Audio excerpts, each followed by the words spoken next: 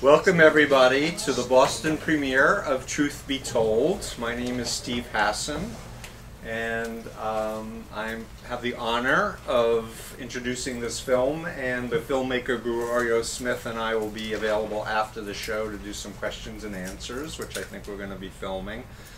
I'm very excited about this documentary made by a former member of the Jehovah's Witnesses that I think is a very even-handed presentation of what the beliefs are, what the group is about. And I'm hoping it will really be, no pun intended, a light for the public to actually understand, looking inside the world of a destructive mind control cult that uses the Bible, or Bible-esque. You know, a lot of people don't know the New World Translation is not a legitimate translation of the New Testament. There's a lot to know about the Jehovah's Witnesses, but basically, as a cult expert and mind control therapist who's helped people come out of groups, I really think this is an organization that more people need to learn about. And I congratulate you on this film, and we'll look at it, and then we'll do questions and answers afterward. Thank you. So, I am moved by this movie. Very interested. We're going to be doing questions and answers, but I guess I want to, if I may first respond and then do questions and answers. And let me introduce the filmmaker, Gregorio Smith.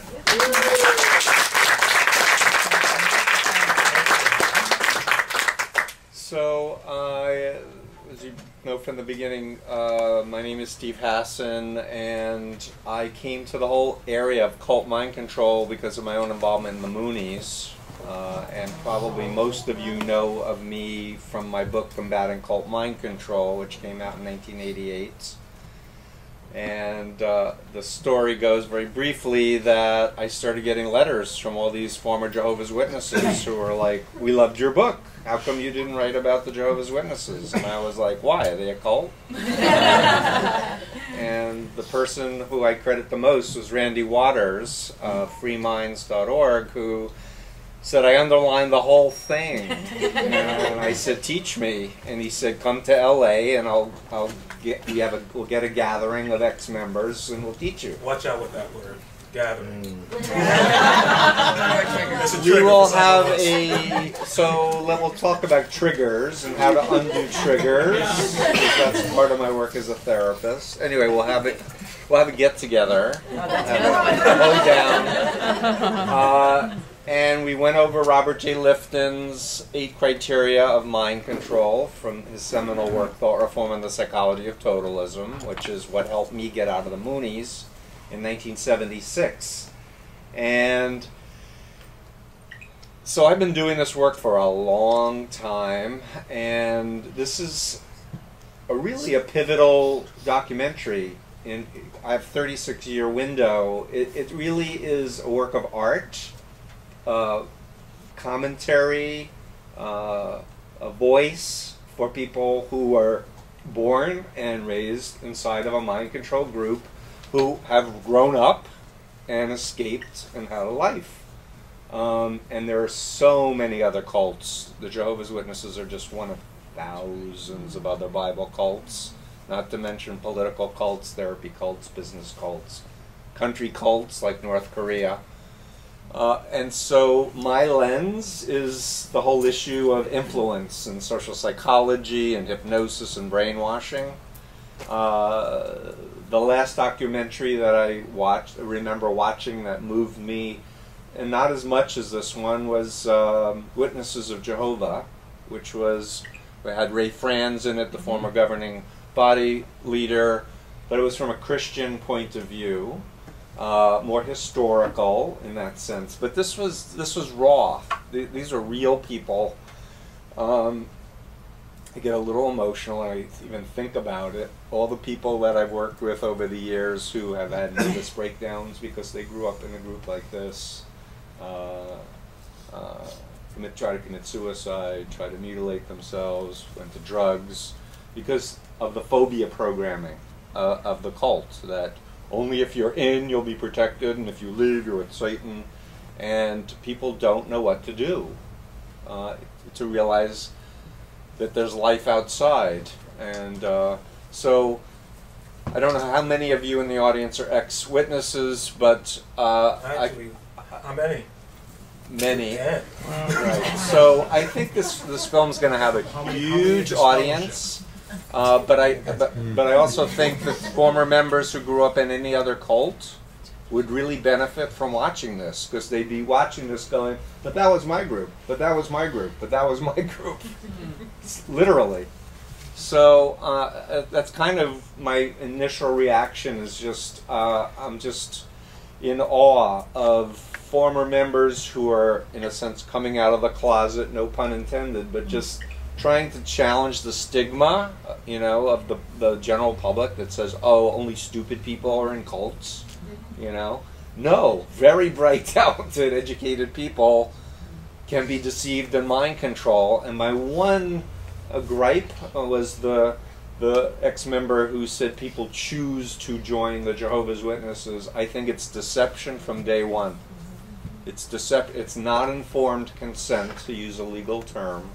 People are not taught about all the psychological, emotional manipulation techniques used to get people in.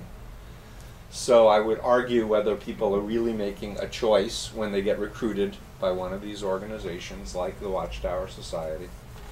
But it's an evolving field, in the sense that more and more people are finding their voice, finding their courage.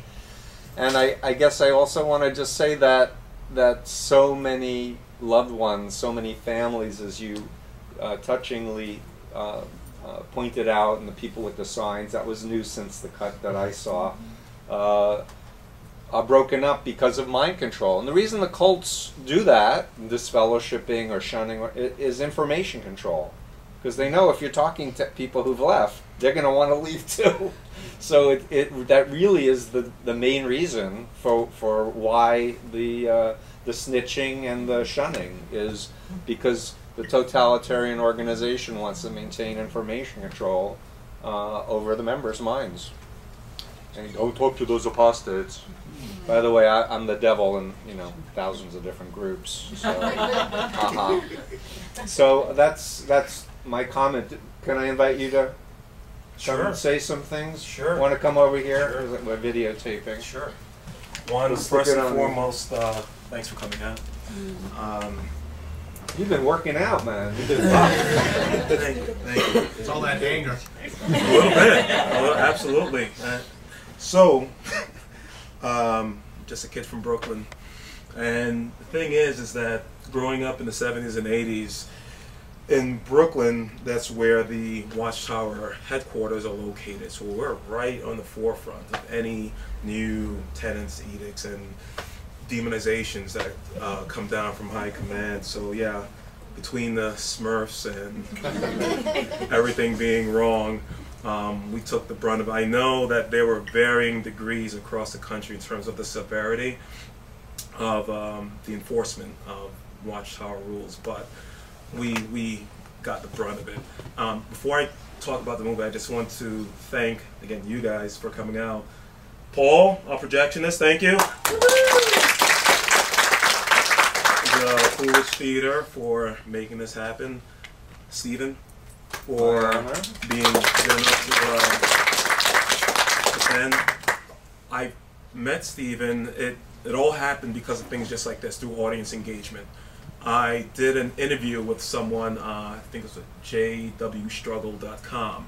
So there's a YouTube interview, people saw it, then somebody wrote him and said that, hey, I saw this guy do this interview with you, he should get in contact with Steven Hassan. So I emailed Steven, and he was good enough to email back. He saw the movie, he said he was happy to endorse it, and now we are here. So with that engagement is just the tip of the iceberg, because 7.5 million active witnesses in the world. If you do the math with the whole 63% of people leaving, that's roughly around 19-20 million ex-witnesses out there, and exponentially more people that have been affected by Watchtower policies and edicts and dogma. So our work is just getting started. I mean, I made this thing, it took about 2.5 years, a lot of time, a lot of money. And distribution, I know a lot of people were getting a little impatient. And I'm not going to talk too much because I know you guys have questions and some of you want to talk. But the reason why it took this long, one, I wanted to do it right. I wanted to be happy with the product, but also filmmaking, it's one thing to have the artistic expression, but distribution is the phase that we're in right now. I mean, again, they're a worldwide organization. I mean, on their website, they say they're in 240 different lands, and they've placed 20 billion pieces of Bible-based literature over the last 10 years. So, you know, we've hit Brooklyn, Manhattan, Denver, and Boston. So there's, again, yeah, there's a lot of work to do. So I thank you for your patience, but I only say that to just give you some context of what we're trying to do here. And I think you get it. I think you get it now. So again, thank you. I know you have questions, so I'm just going to throw it out there. And just want to remind you as you're leaving that we have some movie merchandise, just posters actually right now. It's not on DVD just yet. I'm trying to get that ready by Christmas. So, sorry if that was a spoiler. That might have been someone's question. But there are posters out there, and I think we have some. I have a few of my latest book on my approach to rescuing loved ones and friends out of cults, and I'm happy to sign it. Sign a few. And I'll be happy to sign posters. So, and maybe they'll pay for my ride back to New York. Unless anyone here going to New York tomorrow? Anyone? All right, I'll figure it out.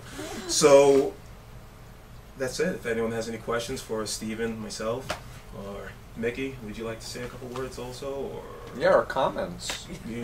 Comments, anything. Well, you know. Thanks for coming out. Yeah. Appreciate it. I'm Dan Mara, as many of you are on Facebook. My real name is Mickey Hudson, and I'm also Vice President of the new nonprofit that's come out, AWA, Activist Against Watchtower Abuses. And we are also helping join the more vocal ex-Jehovah's Witnesses. Our organization is about exposing the harmful policies, staying away from doctrine, kind of the way you did here, and focusing on the actual abuse. And so if you have any questions about that, I'd be happy to answer that as well. Anyway, nice to see you guys. What's the website for? awa.co, AAWA.co. Okay. And any questions? Thanks for staying for the Q&A. I mean, everyone pretty much stayed, except there was that one guy that was a little creepy. He was an elder. There it is. I would have put a pass up to have like 1 or 2 spies reporting back to high command. Yeah. Go ahead, sir. How did you go about digging up the people that you interviewed? That process took about 5-6 months. We initially just put out a casting call on a casting website saying, hey, we're making this feature documentary about witnesses, and granted the website may have been targeting actors, but it was just the first step in trying to get the word out there. So we used that, and we used Craigslist as well, putting out a general call, and flooded with responses.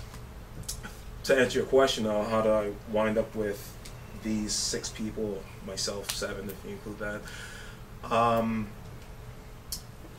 they all turned out to be acquaintances. Obviously my brother, who was in the movie, Shirley, the female, I met at a party, and she was great. Yeah, yeah, and we actually dated once, and it was chaperoned. And but be careful, this is being recorded. Once we discovered though one night talking that I was like, hey, so were you raised in any particular religion? And she's like, yeah, and she didn't have to say another word. I was just like, okay. So that went nowhere. We became really good friends, and still friends today. The Hispanic gentleman, Marcos, is a co-worker of hers, and once he found out that she was a witness and sitting for the movie. He decided to come aboard. Then Nathan Quarry, I don't know if anyone has a UFC, follows the UFC, Ultimate Fighting. He was a Nathan Quarry. He was a fighter with the UFC, and again, friends of friends that were able to get in contact with his manager and directly him, and he flew to New York just to sit for the interview.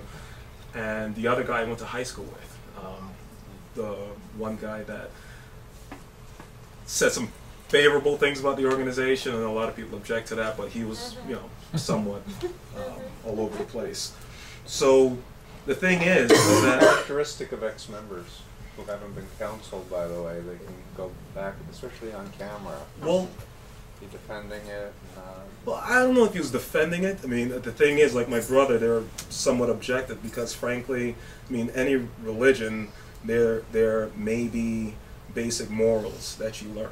You know, so I think they were speaking more to that. Like, there's some fundamental things, or my brother talked about the theocratic ministry school and being trained to speak in front of an audience since you're 6, 7, 8 years old. That actually, I mean, we're doing this right now. You know, extemporizing a speech.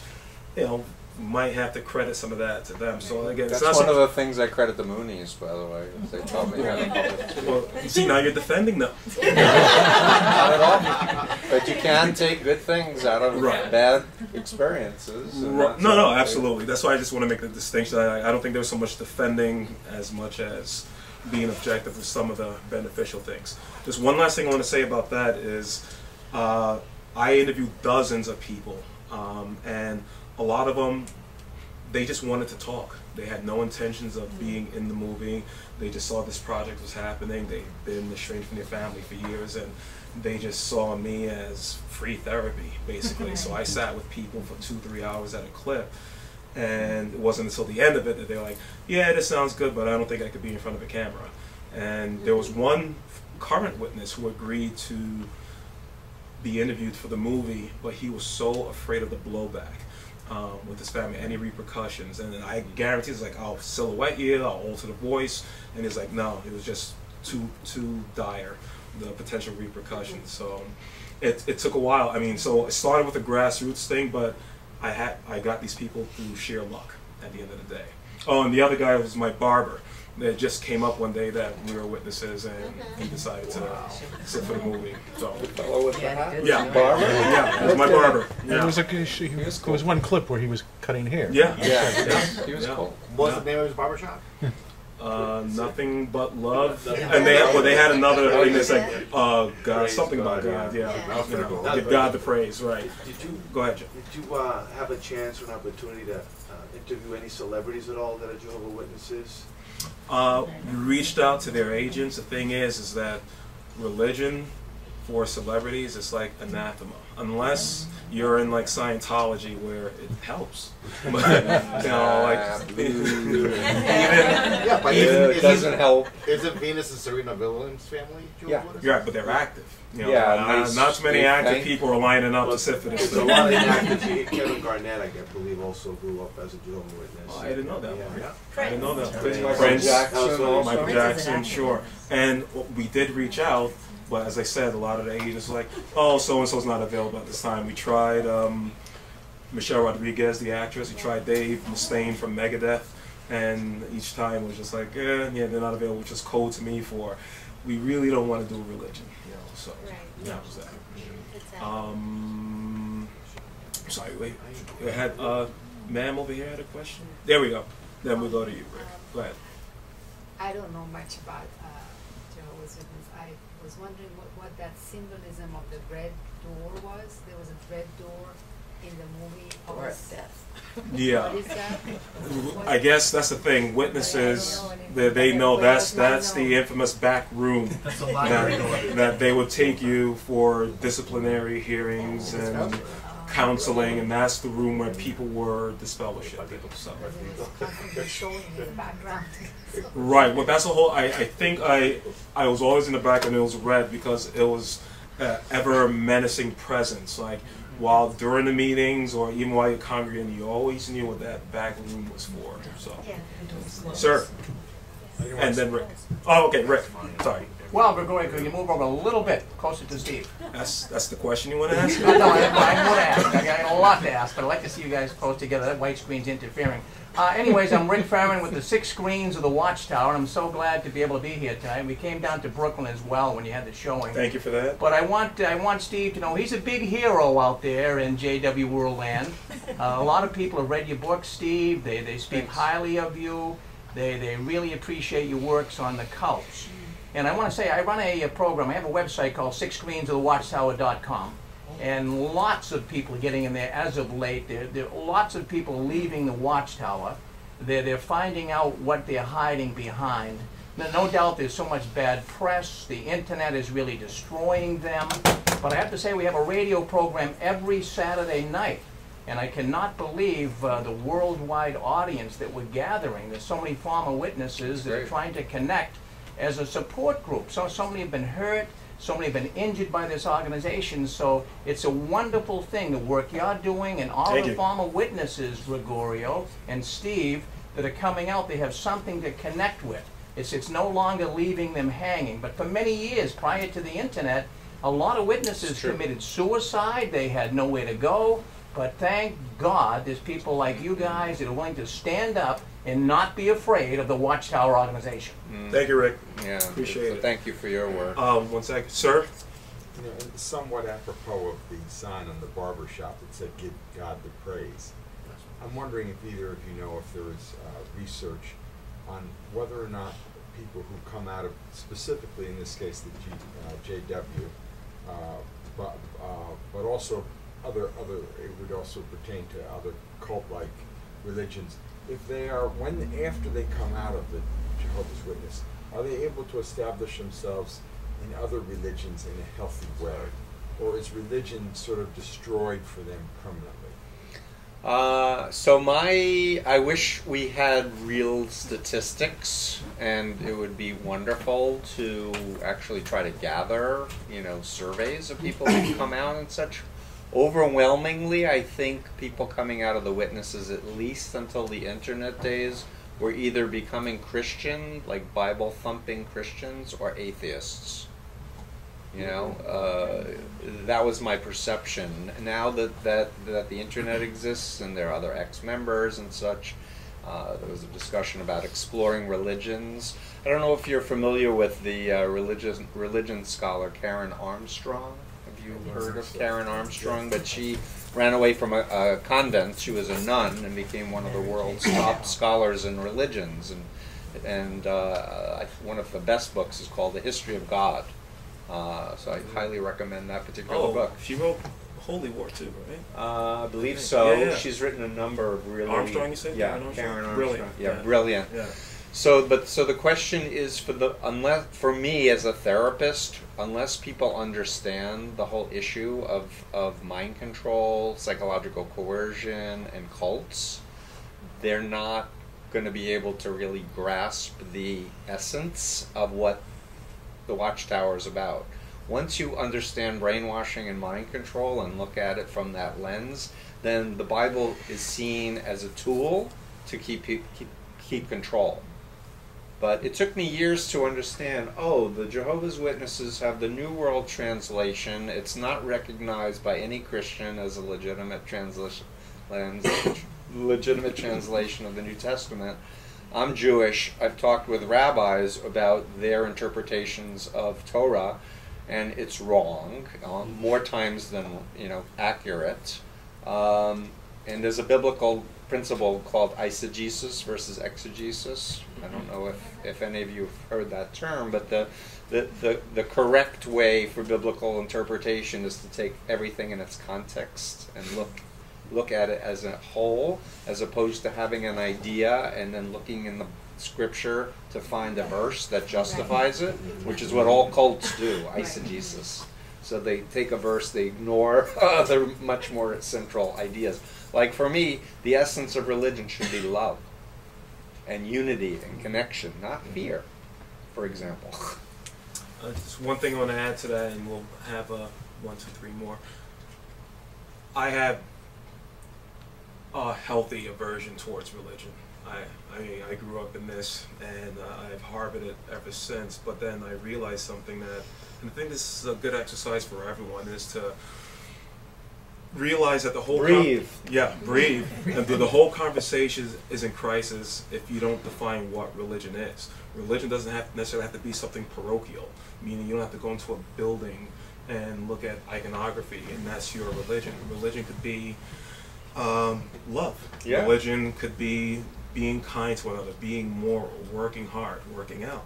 You know, whatever that is, like that can be your religion. So once I think that the word itself is just so stigmatized that people like me, I just tend to avoid anything that's related to a church. But I don't think that everything that's involved with church is religion. Religion can be completely secular. So. And in Harvard, for example, there's a humanist chaplain, and he wrote, his name is Greg Epstein, and he wrote a book called Good Without God. Right. And, you know, he's a chaplain. Do you know him? Yeah. Okay, there we go. I mean, different strokes for different folks, and as your film, I forget which person, maybe it was your brother who was talking, you need to look inside and find your own truth, and because God, in my opinion, God speaks to us in different ways, and we just have to listen. And I also want to just comment as a therapist, healthy parenting focuses on the child and the uniqueness of the child, and wants to honor the child and teach the child to explore and grow and try and fail and experiment, and good parenting adjusts for the child instead of mind control cults that says you need to be like an adult, you can't play, you need to dress like an adult and act like an adult and punish. And Gregorio and I think you've been asked to be on the board of advisors of childfriendlyfaith.org. I accept. Childfriendlyfaith.org is a new nonprofit focusing on fighting religious maltreatment of children of any religion. And it's a very worthwhile organization that I recommend you check out. We're going to have our first conference in Austin in November 2013. Yeah, I'm trying to have a screening contemporaneous to that as well in Austin. We got time for just a couple more. So I saw a couple hands over here. Miss, please. And don't forget back there. No, I won't. They're lonely back there. All right, well, we got to wrap it up, and they have another show in here soon. So I'm an ex-JW, but I'm also a therapist as well now.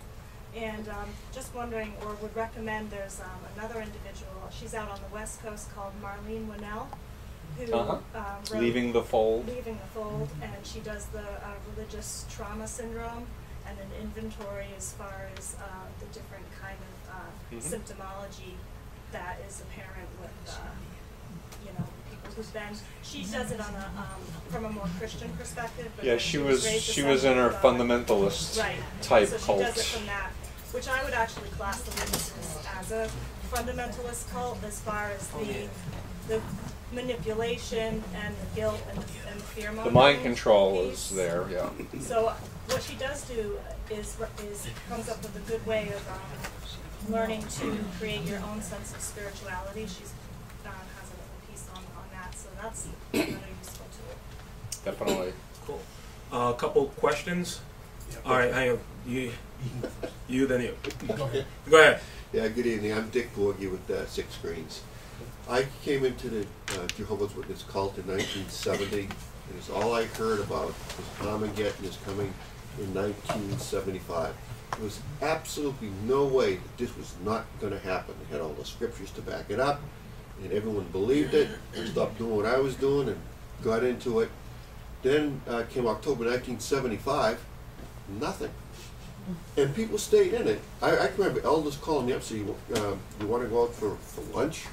You know, I said, well, October 75 is here. I mean, well, nothing happened. So what keeps people in this cult when they see something that they know is an obvious lie? It's false doctrine, it's a false teacher. What keeps them in at that point, back in like 75? What keeps them going?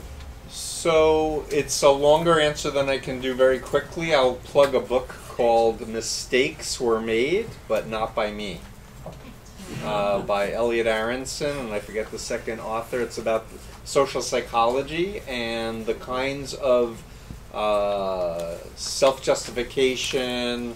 I'm blocking on all the different social psychological terms at the second on this, but the bottom line is phobias, information control, fear of losing the fact that you've invested heavily into the commitment and the desire to want to, stay consistent to what you were doing. Ultimately, thinking is the antidote to mind control. And ultimately, the locus of control has to be inside of you and not looking outside to some external authority figure. Is there a psychological term for that that I could use for when you know something's false, but you stay with it? Delusion. They say delusion. So I have a model called the BITE model. It's on my freedomofmind.com website. I talk about behavior control, information control, thought control, and emotional control. And there really are a lot of variables, including phobia indoctrination, including teaching thought-stopping techniques, loaded language, and such. There's a lot going on. As a mental health professional, I would talk about mind control as a dissociative disorder, where you're split from yourself, from your true self or your authentic self. And part of the healing is feeling your feelings, having your thoughts, and developing a toolkit for reality testing, and being able to know that, hey, being human means we make mistakes, and we want to learn from them, as opposed to this notion that Lifton talked about in his 1961 book, Thoughtful in the Psychology of Totalism, where he basically talked about how you need to, the dogma, doctrine over person, you have to believe and take your own personal experience and make it secondary to what the doctrine of the group is. We have BITE model handouts. We have BITE model handouts downstairs. And also, are you familiar with the book When Prophecy Fails? When Prophecy Fails was by Leon Festinger, who created the concept of cognitive dissonance theory, which basically talks about thoughts, feelings, and behaviors, and says when one thing changes, the other two will shift to reduce dissonance. And it's essentially what I based my BITE model on. As the thoughts, feelings, and behaviors, I added the information control. And that's a piece of the answer to your question, that we want to be consistent, whether if our belief shifts, our feeling shifts, our behavior shifts. If our behavior shifts, our feeling shifts along with it, and then our thinking starts to shift. All right, we'll take some more questions. We have to empty the theater soon, so... Is there time? I don't have to... No, go ahead.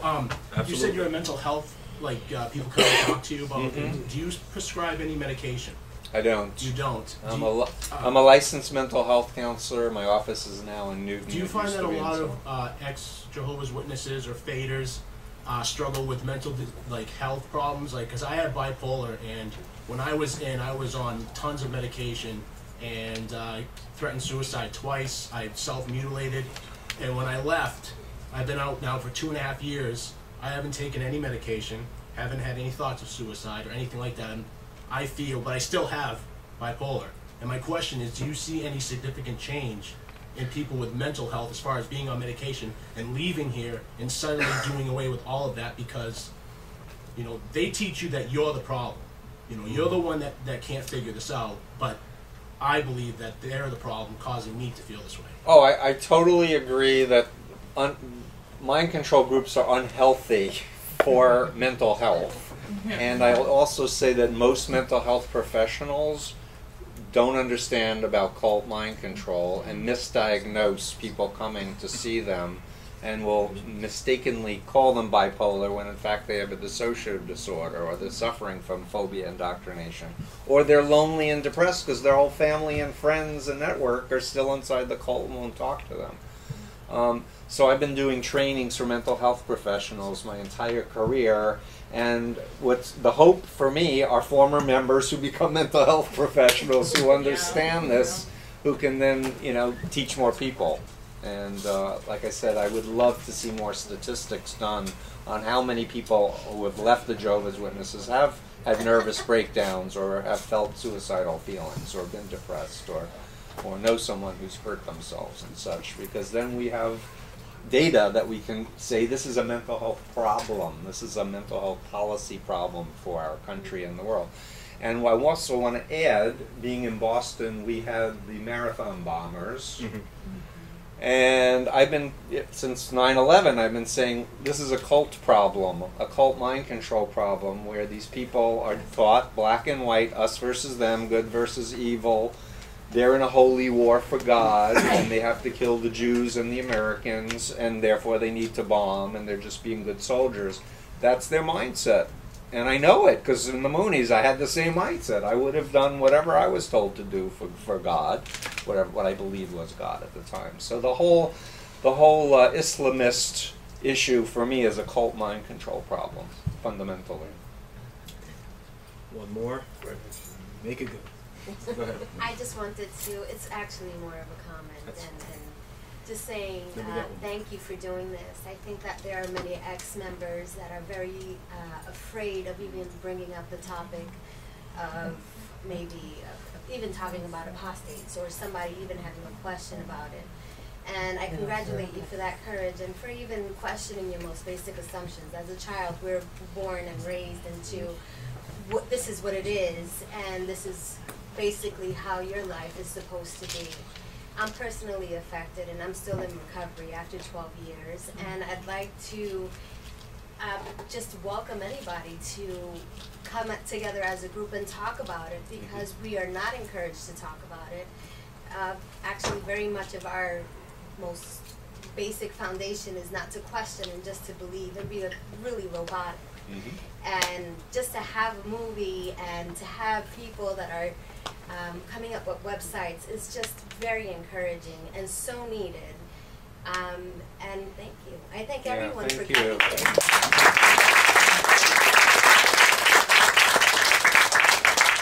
Good job. Thanks. Well, again, there's a lot that needs to be done. So, I mean, we started a great conversation today, but the conversation continues. So, AAWA.com, AAWA.co, excuse me. freedomofmind.com. The movie's website, www.hereliesthetruth.com. And we're also on Facebook, www.facebook.com/hereliesthetruth. Go on the site, leave a testimony, leave a review if you like.